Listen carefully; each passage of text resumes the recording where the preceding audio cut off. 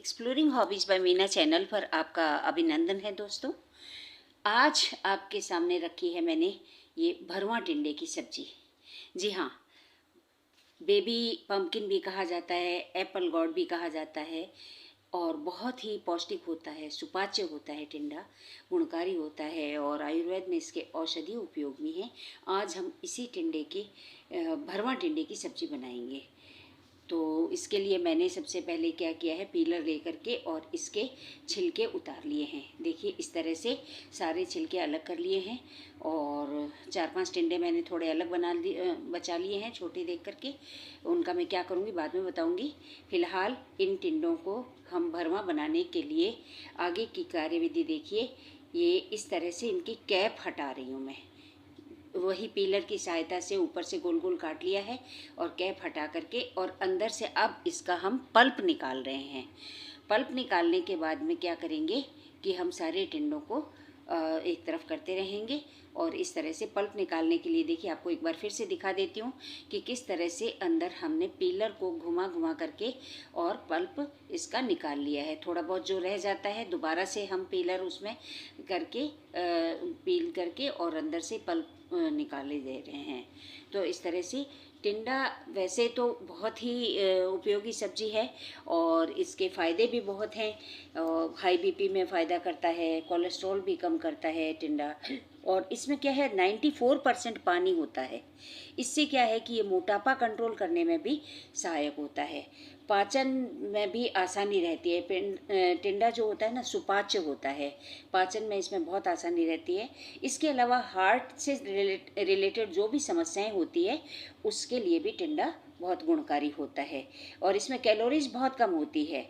तो ये इस तरह से शुगर को भी कंट्रोल करता है और बॉडी को ये हाइड्रेट रखता है पानी की अधिकता होने की वजह से इसमें। और इस तरह से देखिए अब हमने एक एक करके लगभग सारे टिंडों का पल्प निकाल लिया है। और पल्प निकालने के बाद अब हम टिंडों को, ये देखिए इसके पल्प में कुछ बीज भी हैं और बीज मैं इसके निकाल नहीं रही हूँ क्योंकि बीजों में रोग प्रतिरोधक क्षमता होती है। रोग प्रतिरोधक क्षमता को बढ़ाते हैं बीज हमारे। और ये क्या है कि इसमें जो फैटी एसिड्स होते हैं उसकी वजह से, लीजिए इनको मैं अब स्टीम करने जा रही हूँ। स्टीमर प्लेट में मैंने इनको रख दिया है और प्रेशर कुकर में पानी डाल करके और इस तरह से स्टीमर प्लेट को अंदर रख दिया है।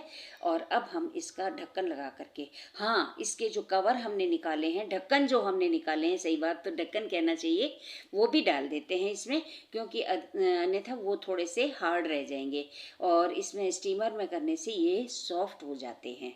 तो इस तरह से ये लीजिए हमारे टिंडे जो है 5 मिनट पकने के बाद में काफ़ी सॉफ्ट हो गए हैं। इनको हम स्टीमर से ठंडा होने के बाद में इसमें से निकाल लेंगे स्टीमर प्लेट को। तब तक हम इसके लिए छौंक की तैयारी करते हैं और छौंकना ही नहीं बल्कि भरावन की तैयारी करते हैं। भरावन के लिए मैंने थोड़ा सा तेल लिया है, लगभग 2 चम्मच, और तेल लेने के बाद वही उसमें जीरा डाला है और जीरा डालने के बाद में अब इसमें हम ये चॉप किया हुआ बारीक बारीक प्याज डालेंगे क्योंकि टिंडे का जो पल्प निकला है वो सफिशिएंट नहीं रहता है भरावन के लिए, क्योंकि उसे भी हम भून लेंगे, उसे भूनने के बाद में वो बहुत थोड़ा हो जाएगा। तो ऐसे में प्याज लहसुन अदरक, ये लहसुन अदरक का पेस्ट डाल रही हूँ। थोड़ा जल्दी में हूँ इसलिए लहसुन अदरक का पेस्ट ही ले लिया है मैंने काम में।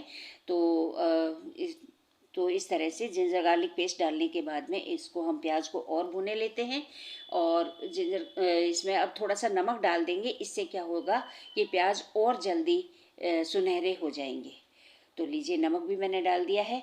अब क्या है कि हम प्याज भुनने के बाद में हम इसमें टिंडे से जो हमने पल्प निकाला है उसे भी डाल करके और पका लेंगे। ये लीजिए पल्प डाल दिया है मैंने बीजों सहित। मैंने बताया आपको बीज जो होते हैं रोग प्रतिरोधक क्षमता बढ़ाते हैं, इसमें बहुत सारे फैटी एसिड्स होते हैं। इसके अलावा इसके जो टिंडे के बीज होते हैं ना फ्रेंड्स, वो बुद्धि को तेज करने या याददाश्त बढ़ाने के लिए भी बहुत अच्छे होते हैं, इसलिए इसके बीज निकाले नहीं जाने चाहिए। हाँ बहुत पक्के बीज हों तो निकाल दें, लेकिन ये बीज इतने पक्के नहीं हैं इसलिए नहीं निकाले हैं मैंने।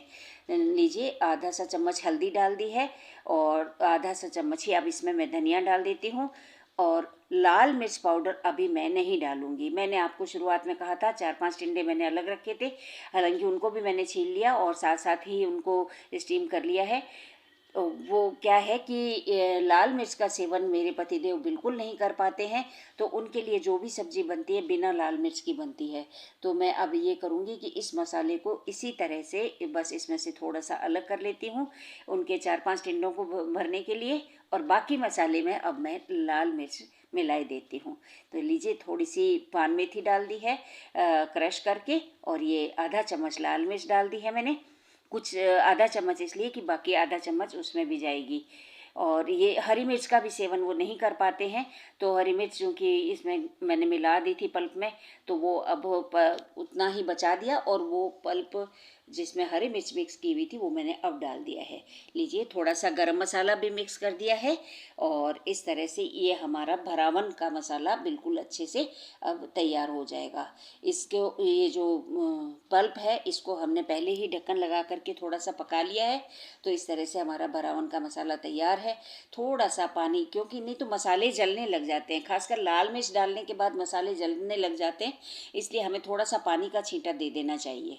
तो ये लीजिए, लाल मिर्च को भी हम पकाए लेते हैं, पानी का छींटा दे दिया है, लाल मिर्च के जलेगी नहीं। अब हमने इनको टिंडों को स्टीमर में से निकाल लिया है, और अब हम इनको बारी बारी से भर लेंगे। सबसे पहले तो वो 4-5 टिंडे भर लेती हूँ जो बिना मिर्च के भरने हैं मुझे।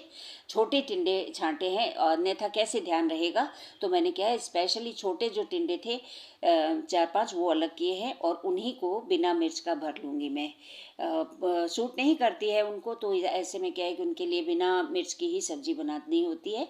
तो इस तरह भरवा सब्जी में तो कैसे होगा, तो ऐसे में मैंने भरावन का मसाला पहले निकाल लिया कि उनके लिए बिना मिर्च की सब्जी भी बन सके।